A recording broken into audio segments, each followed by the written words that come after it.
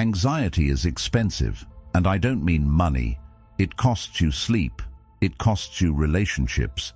It steals time you'll never get back, moments you could have been present for, memories that should have been peaceful. It's like carrying a weight that nobody else sees, but you feel it every single day.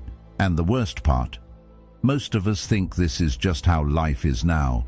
Constant stress, constant worry, always bracing for what might go wrong. But the Stoics saw it differently. They believed that peace isn't found when the chaos stops. It's found when you stop letting the chaos control you. That's what we're diving into today. Not abstract philosophy, but real tools to deal with anxiety the way the Stoics would, calmly, clearly, and with purpose. Because once you realize that you're not powerless, that you actually have the ability to respond differently, everything begins to shift. The noise quiets, the fog lifts, and a kind of strength takes its place. If these reflections speak to something steady and honest inside you, something rooted in truth, growth, and the quiet strength of Stoicism, consider subscribing. It's a small gesture, but a meaningful one, a way to walk this path with intention. 1. Don't escape it, discard it. There's this illusion most of us carry around that peace is just one solved problem away. We think, once I finish this project, or once they text me back, or once I figure this one thing out, then I'll be okay. We live as if peace is hiding just beyond the next checkbox. But here's the tough truth. It never is. That's the trick anxiety plays. It tells you that relief lives in the future, when really it's your relationship with the present that needs healing. Ancient Stoics like Marcus Aurelius knew this. He once wrote, "Today I escaped from anxiety," or "No, I discarded it because it was within me." Notice that shift. He didn't escape anything. He let go of something that was his to release. The philosopher Socrates believed that the unexamined life is not worth living, and anxiety often thrives in the unexamined places of our mind. It grows where we haven't brought awareness. You can't outrun anxiety because it's not chasing you from behind. It's riding with you in your thoughts, in your expectations, in your need to control what was never yours to control. Carl Jung said, "Until you make the unconscious conscious, it will direct your life and you will call it fate." That's exactly what anxiety does. It takes over silently, and we call it normal. But you are not powerless. The fact that it lives in you also means you have the power to release it. That breath you just took, that was your first step toward freedom. 2. Stop needing things to go your way. There's something funny about how we move through life. We create these silent blueprints in our heads about how things should go. The flight should be on time.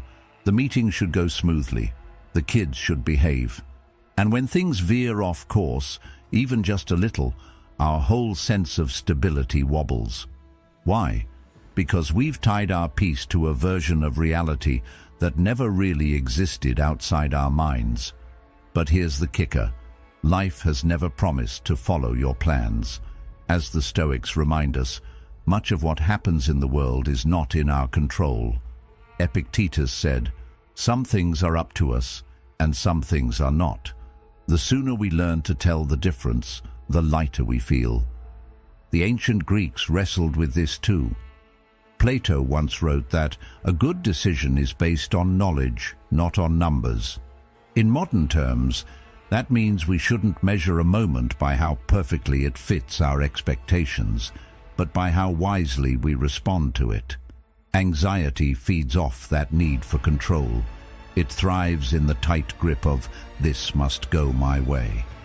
But life is messy, unpredictable, beautifully flawed. And peace isn't found in fixing every crack. It's in learning to sit calmly in the middle of the mess. Carl Jung once noted, Even a happy life cannot be without a measure of darkness. So ask yourself, not, how can I make this perfect? But can I let this be imperfect and still be at peace? 3. Do hard things on purpose. Most of us spend so much time trying to avoid discomfort that we forget how capable we actually are.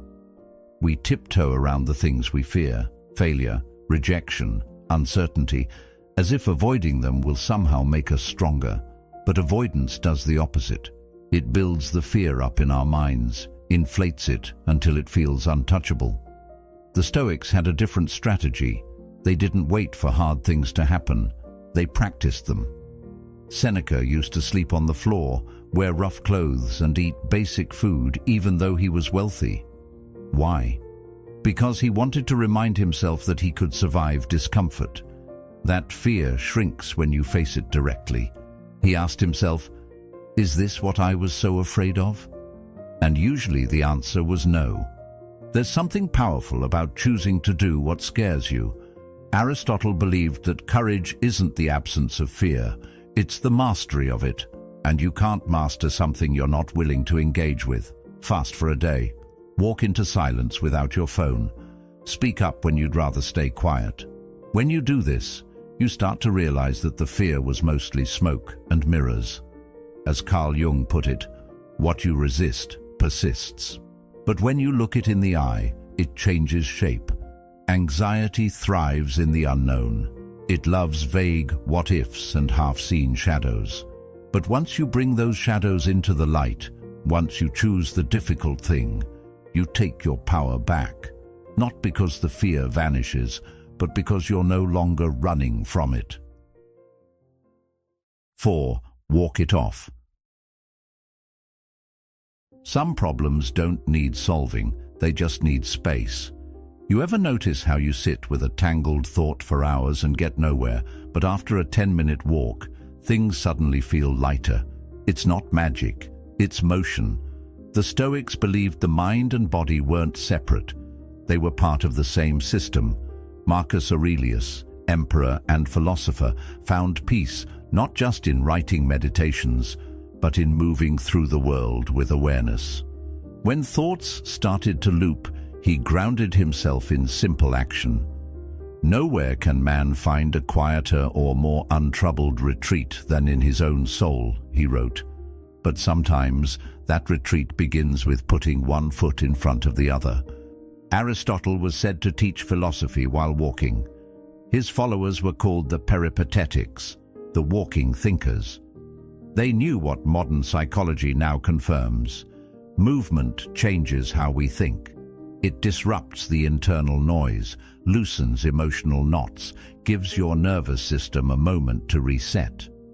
Carl Jung believed that walking in nature had a healing effect, not because it fixed your life, but because it helped you recenter in the midst of it. That tightness in your chest. It doesn't always mean something's wrong. Sometimes it just means you need air. So before you spiral deeper into your thoughts, pause, put on your shoes, step outside. Let your body lead your mind for once. You don't have to solve everything, you just have to move. And in that movement, a little peace can sneak in through the back door. 5. Prepare, but don't panic. Most people think that thinking about worst-case scenarios will only make their anxiety worse. And to be fair, it can, if you do it wrong. If all you're doing is imagining everything going off the rails and spiraling into panic without a plan, then yes, you're just feeding the fear. But if you do it the Stoic way, it's a whole different story. The practice is called premeditatio malorum, the premeditation of evils. Seneca used it to imagine all the things that could go wrong, not to freak himself out, but to prepare his mind. He believed that if you familiarize yourself with difficulty ahead of time, you'll handle it more calmly when it arrives. Or even better, you might realize it's not nearly as bad as your fear made it out to be. This is what modern psychology calls cognitive rehearsal. Instead of passively worrying, You mentally walk through how you would respond. Carl Jung said, "Even when it's darkest, I can do something." That something, that plan, is often enough to stop the fear from taking over. Aristotle believed that practical wisdom, or phronesis, was the ability to act rightly in uncertain situations. And that's exactly what this is. You're not obsessing, you're preparing. You're reminding yourself that chaos doesn't mean you're powerless, that you can meet the moment with calm, because you've already walked through it in your mind. Plan, prepare, then release it. You don't need to carry the weight of every possibility. Just know that if it happens, you'll handle it. 6. Talk it out. There's a strange thing about the human mind. It can be a brilliant ally or a relentless trickster. When you're stuck in your own head, everything feels heavier. Thoughts echo, bounce around, and start sounding more convincing than they actually are.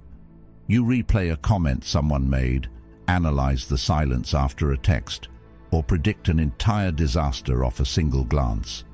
And in that mental loop, things feel urgent, real, undeniable. But then you say it out loud, just once, and suddenly it loses some of its grip. You hear yourself and go, "Wait, is that actually true?" This is the power of externalizing thought. Marcus Aurelius wrote, "If you are troubled by anything external, the pain is not due to the thing itself, but to your estimate of it." Sometimes your estimate is just off. Talking reveals that. Plato believed that dialogue was essential to wisdom, not just because of the exchange of ideas, but because we clarify our own thinking through conversation. What feels enormous in silence can feel manageable when voiced. Carl Jung put it this way, "Loneliness does not come from having no people around you, but from being unable to communicate the things that seem important to you." Talking doesn't make you weak, it makes you human, and it makes you clearer, whether it's a close friend, a therapist, or even journaling as if you're speaking to someone. It all counts. The key is stepping outside the echo chamber in your own head. That's where truth begins, and that's where anxiety starts to shrink. 7. Let it be what it is.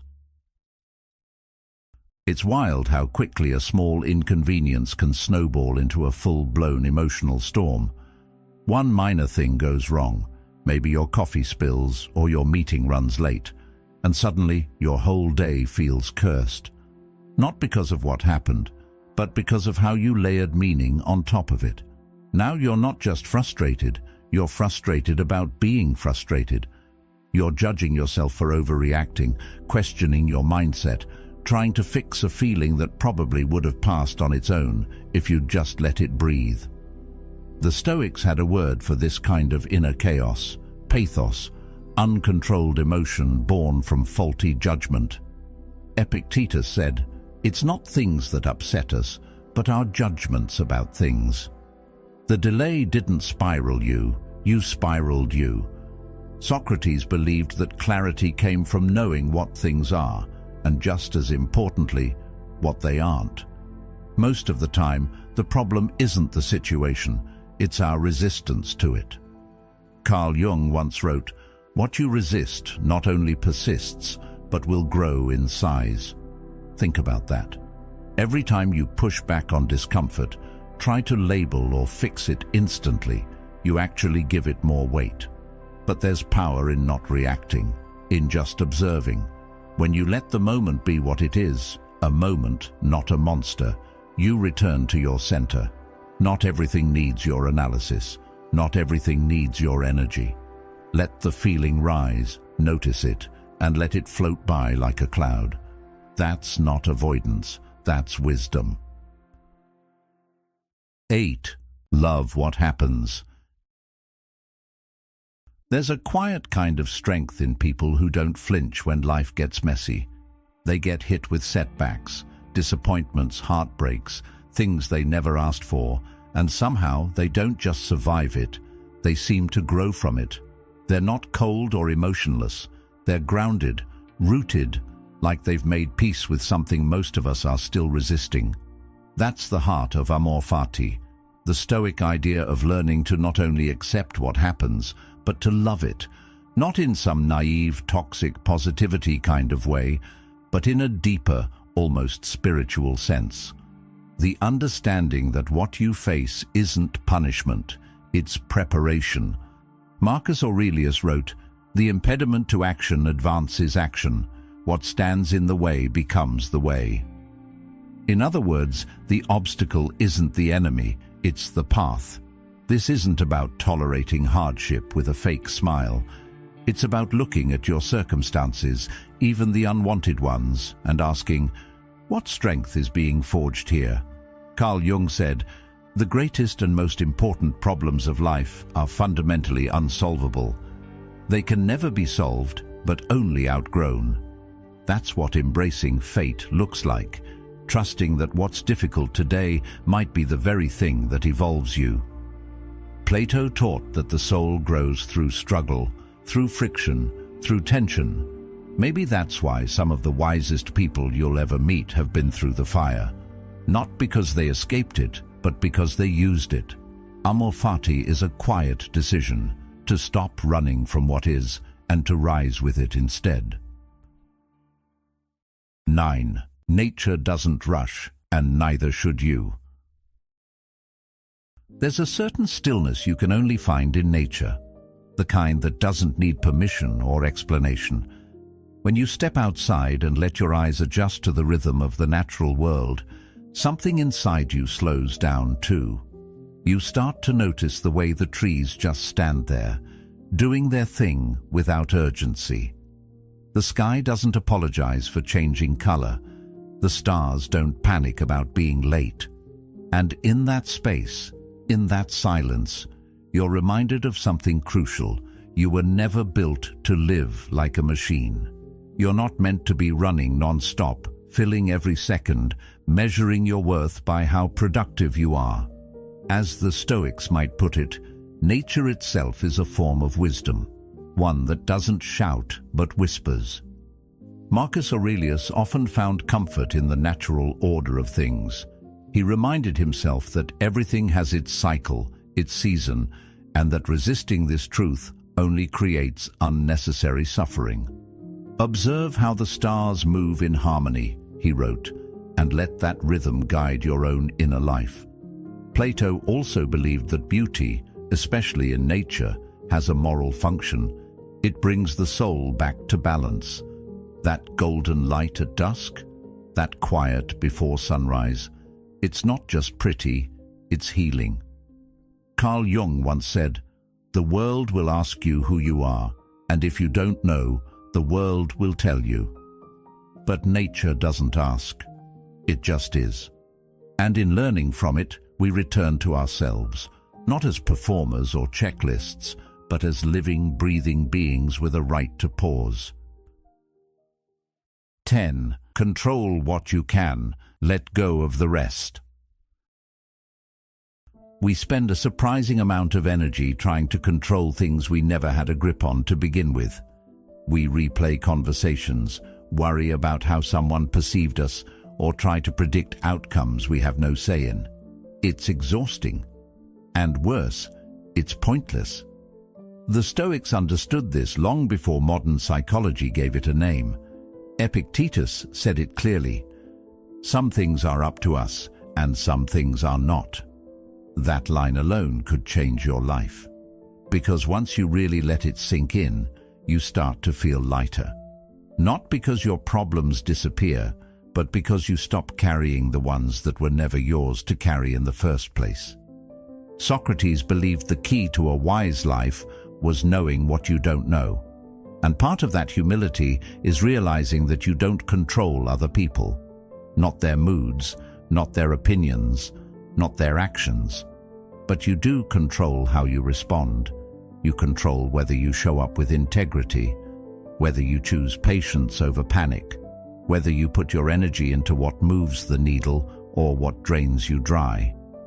In a world full of unknowns, your mindset is the one constant you get to shape. So next time something starts to weigh you down, Pause. Ask yourself, is this in my control? If the answer is no, it's not yours to hold. Let it go. Focus on what is. 11th, be kinder to yourself. There's a voice in your head that most people never hear, but you do, every single day. It comments on your choices, second-guesses your decisions, and throws little jabs when you slip up. And if we're being real, that voice can be brutal. It says things you'd never say to someone you love. What's wrong with you? You'll never figure this out. Of course you messed it up again. Now imagine saying that to a friend, out loud. They'd be devastated. So why do we speak to ourselves this way and call it normal? The Stoics knew the power of inner dialogue. Marcus Aurelius reminded himself constantly that he was a soul in training, not a finished product. He wrote, "Don't be ashamed of needing help. You have a duty to fulfill just like a soldier on the wall of battle. That's not weakness, that's being human." Socrates often said that the key to a good life was knowing yourself.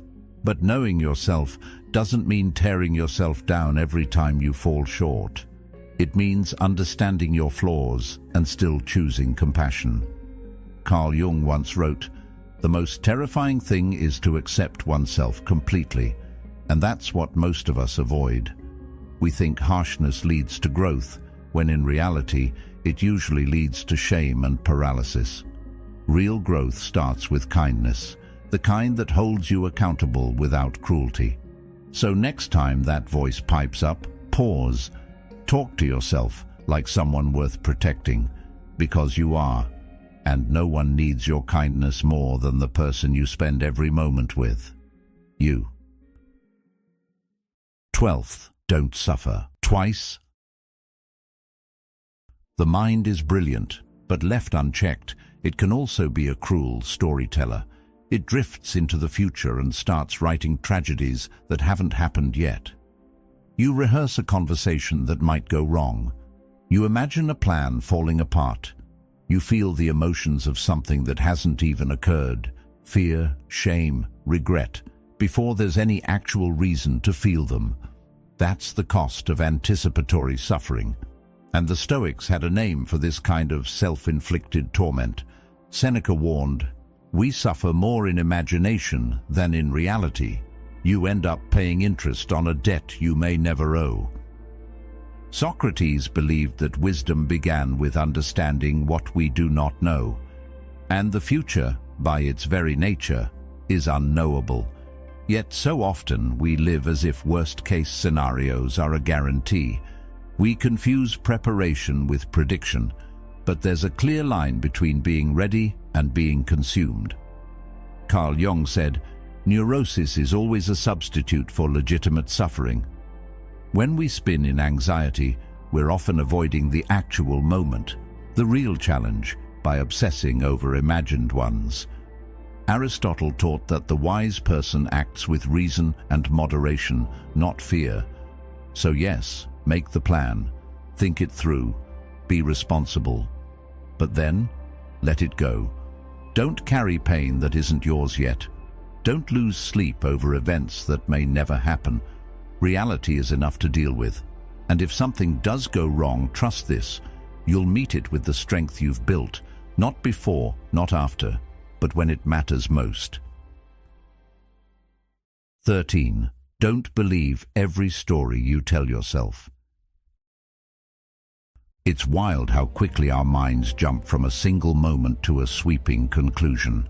One awkward pause, one mistake, one piece of feedback, and boom, your brain's off to the races. You're the villain. You're the failure. You're the one they're all secretly talking about. But pause for a second. What actually happened? Someone didn't text back. A project didn't land perfectly. Those are events. Neutral. It's your interpretation that makes them heavy. The Stoics were crystal clear about this. It's not the thing itself that troubles us. It's our judgment of it. Epictetus said, "Men are disturbed not by things, but by the views which they take of them." We are meaning-making machines. Plato believed that the soul seeks clarity, but often gets trapped in illusion, mistaking shadows for truth. And that's what anxiety does. It convinces you that your fears are facts. But they're just stories, narratives your mind has written without your permission. The good news? You can rewrite them. You can slow the script down, question it, and shift it. Carl Jung once said, "I am not what has happened to me. I am what I choose to become." That includes what you choose to believe. So next time your brain kicks into drama mode, try saying this: "It didn't go how I hoped." But that doesn't mean it's a disaster. I'm still learning. I'm still here. That simple shift from judgment to understanding might be the thing that pulls you back to reality. Not the harsh version you imagined, but the one grounded in growth, not fear. 14th, stop using your imagination against yourself. The human mind is incredibly powerful, capable of building cathedrals, solving mysteries, writing poetry, and dreaming up futures that have never existed. But that same creative engine, when left unchecked, can also become a weapon we turn against ourselves. One offhand comment from someone, and suddenly your imagination creates a whole drama. "They're mad at me, I messed up, it's all going downhill." Without even realizing it, you're living in a movie you wrote, directed, and starred in, except none of it's actually happening. This is exactly what the Stoics warned us about. Marcus Aurelius said, "You have power over your mind, not outside events. Realize this, and you will find strength." Your imagination can be either your ally or your captor. You choose. Socrates believed that unexamined thoughts lead to confusion and suffering. When your imagination runs wild, the only way to take back control is to pause and examine. Is this real, or is this just fear dressed up as foresight? Carl Jung added another layer to this when he wrote, "Your vision will become clear only when you can look into your own heart." In other words, what we fear often reveals what we care about most. But that doesn't mean the fear is true.